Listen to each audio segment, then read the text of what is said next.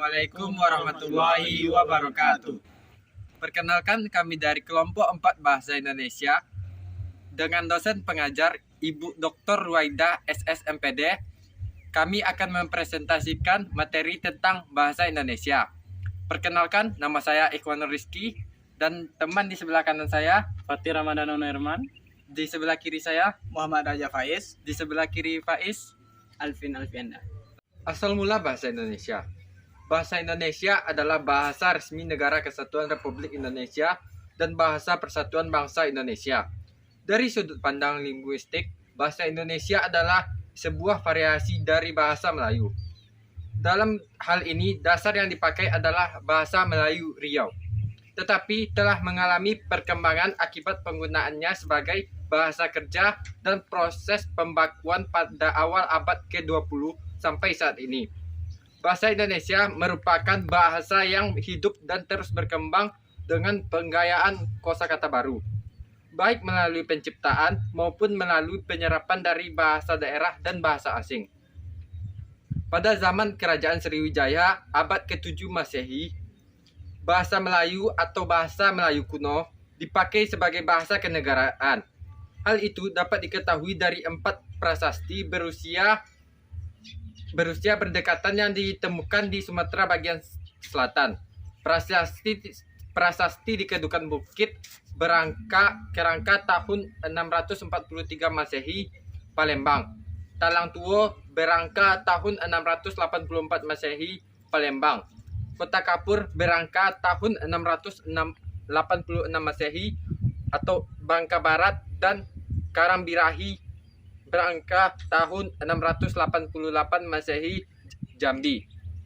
Prasasti itu bertuliskan huruf peringati berbahasa Melayu kuno.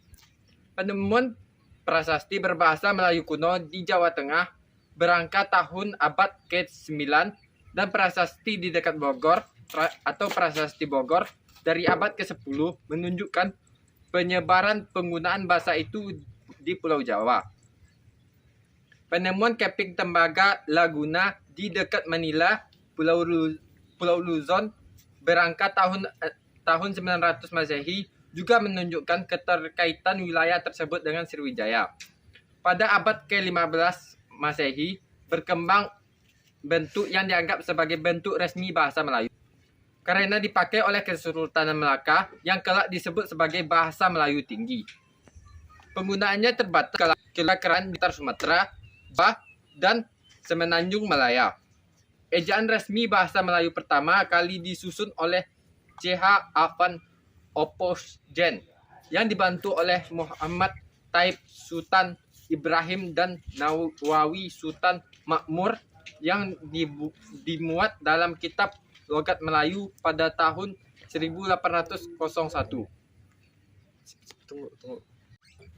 Proses pengesahan bahasa Indonesia sebagai bahasa persatuan pada zaman penjajahan Belanda pada awal abad 20, pemerintah kolonial Belanda melihat pegawai pribumi memiliki kemampuan memahami bahasa Belanda yang sangat rendah.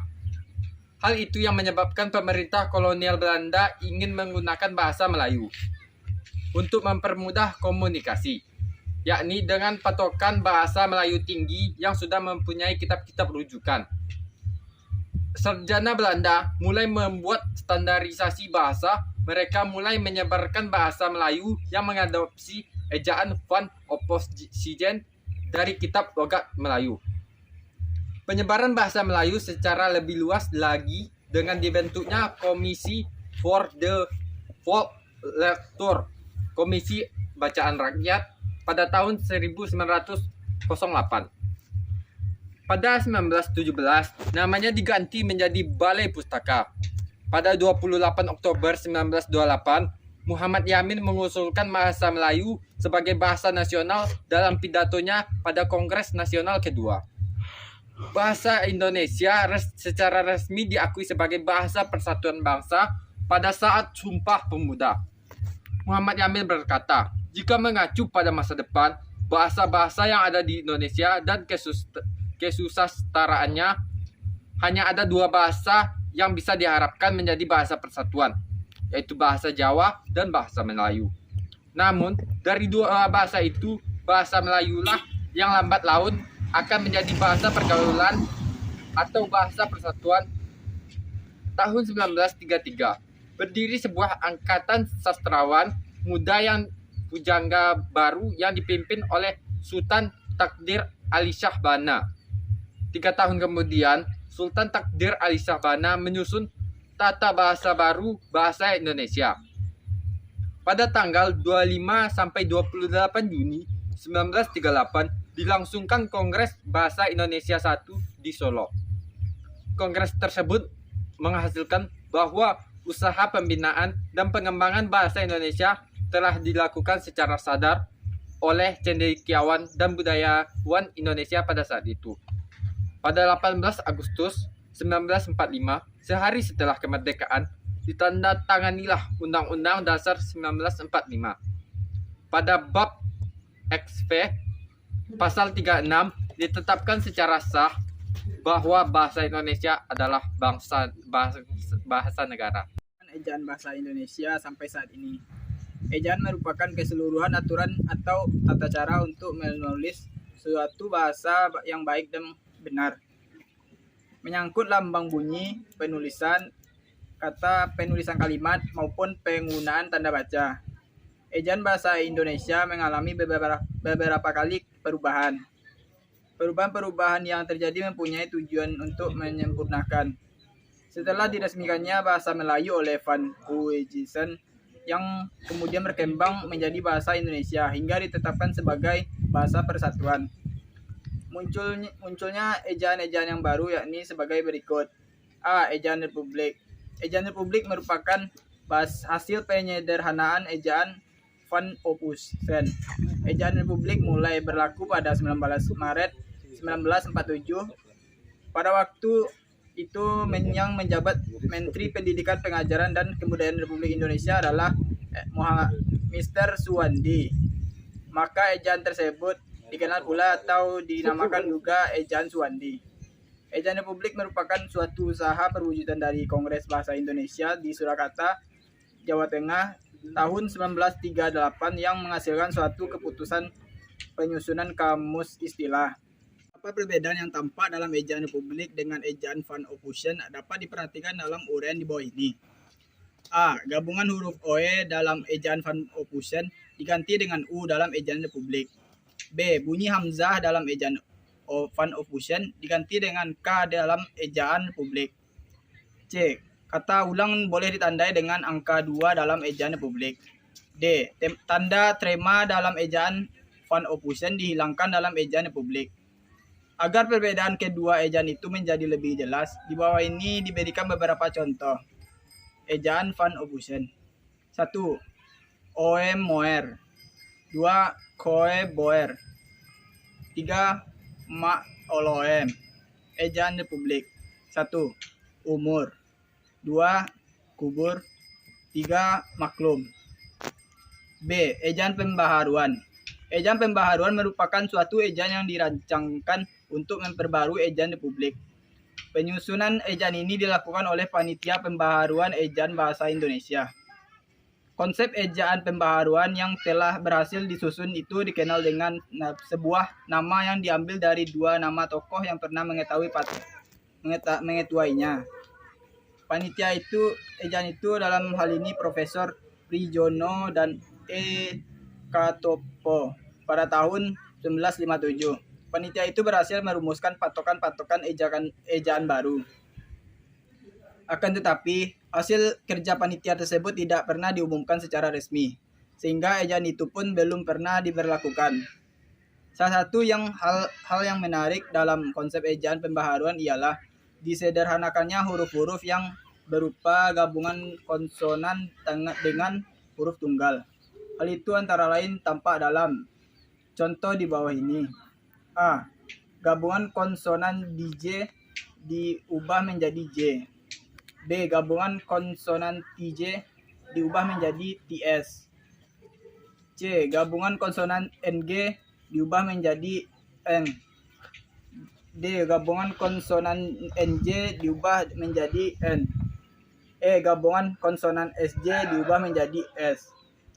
F kecuali itu, Gabungan vokal ai, au, dan ui, oe yang lazim disebut difotong.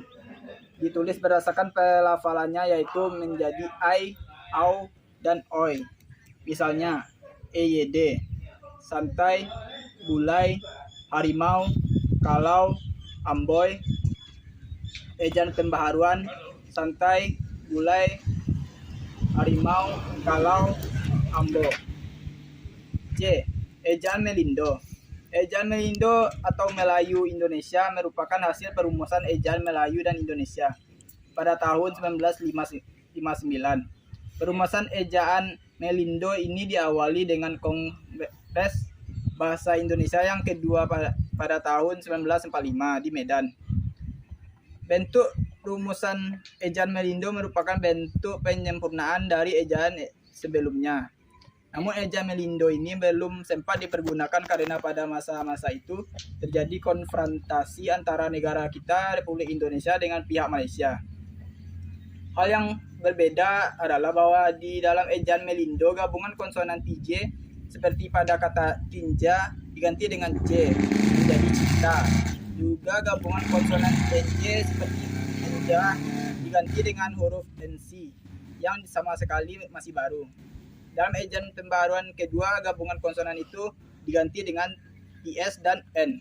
D. Ejaan yang disempurnakan pada waktu pidato kenegaraan untuk memperingati hari ulang tahun kemerdekaan Republik Indonesia ke-17 Agustus 1972.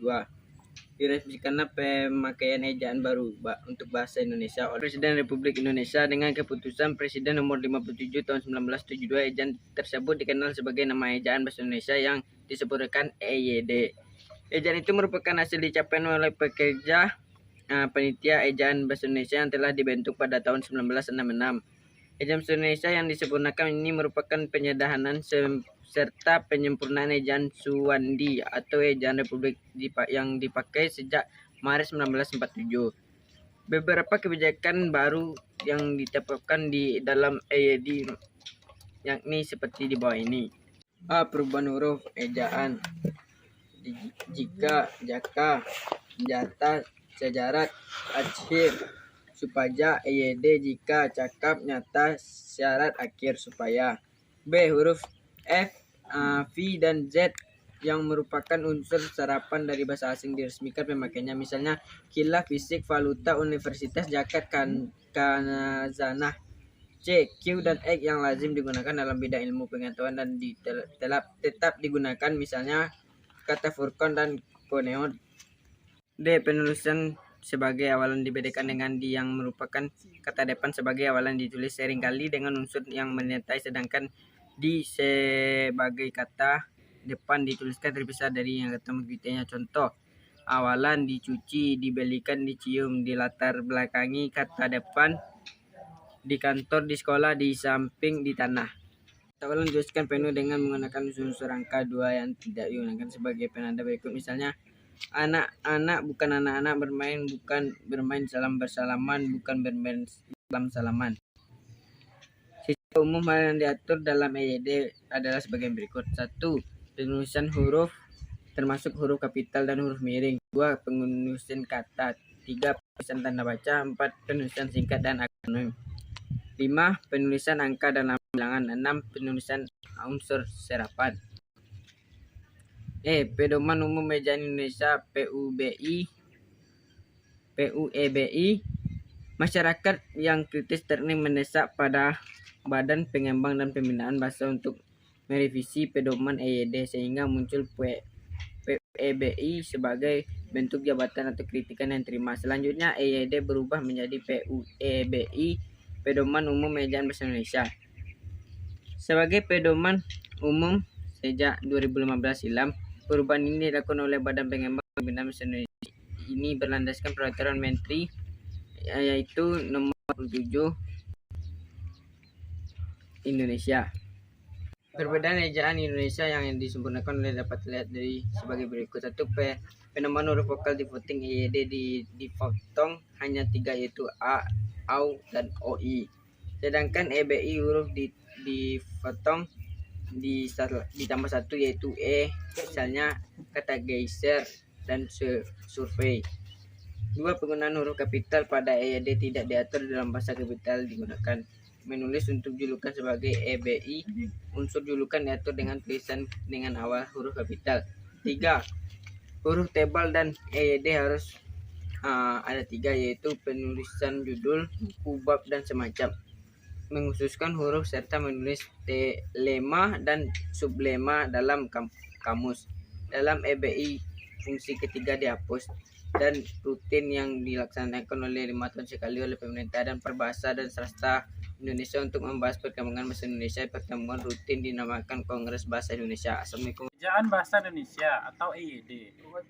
Istilah nama ejaan yang disempurnakan, EYD, kembali digunakan oleh Kementerian Pendidikan, Kebudayaan, Riset dan Teknologi, Kemendikbudristek, Republik Indonesia untuk menggantikan Pedoman Umum Ejaan Bahasa Indonesia (PUEB) edisi 4 yang diresmikan pada tahun 2015. Ketetapan itu merujuk pada keputusan Kepala Badan Pengembangan dan Pembinaan Bahasa Kemendikbudristek nomor 0424 IBS 0001 2022 tentang ejaan bahasa Indonesia yang disempurnakan. Surat keputusannya telah ditekan oleh Kepala Badan Pengembangan dan Pembinaan Bahasa Profesor Endang Aminuddin Aziz pada 16 Agustus tahun 2022.